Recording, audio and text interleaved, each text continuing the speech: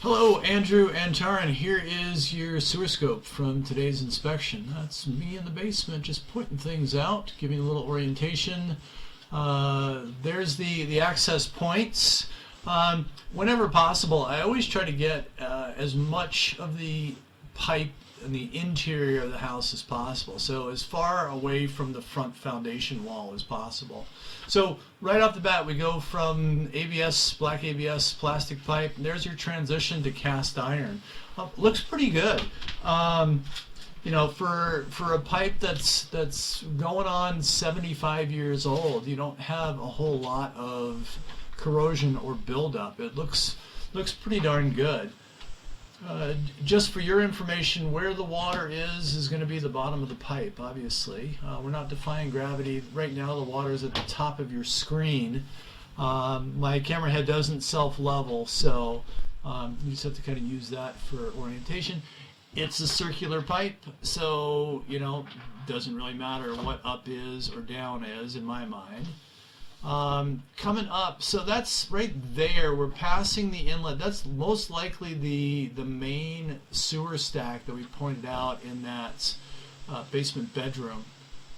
Makes sense. About 32 feet from where I accessed to that drop in. So again, I think of it as a bonus to have that additional 32 feet of pipe instead of going in through the main stack and missing all of that pipe that's behind it. So all in all, I thought that was positive. At this point, I had such high hopes. I thought, oh, this is good. Everything looks great. Smooth sailing, not holding any water. Everything has flowed through.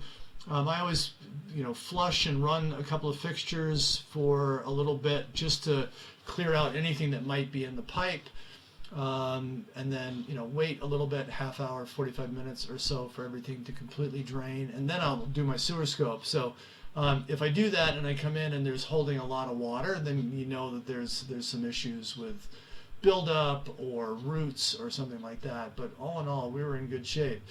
This looks to me like the initial drop as you're moving towards the city. Usually there's two stages that you drop. So that might have been the first. Here's the transition to clay, right? So right at about 78 feet, we switch from cast iron to clay. Another indicator that we're probably coming to the end of the pipe, but we don't know because if you look up ahead, that is a mass of roots, growth.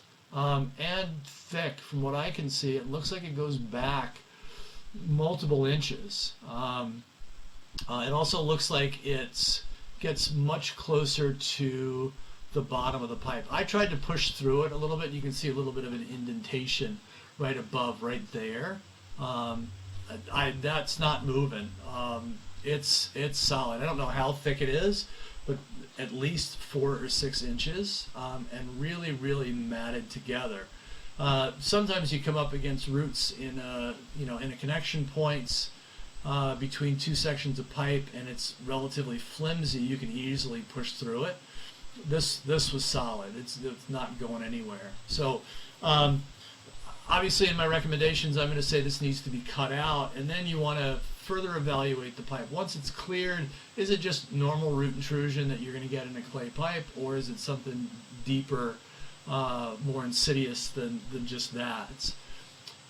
So I'm pulling back now. I'm going to keep the camera rolling on the return trip. You're welcome to watch that. Please read the written reports. Reach back out to me with questions. I'm always happy to be a resource.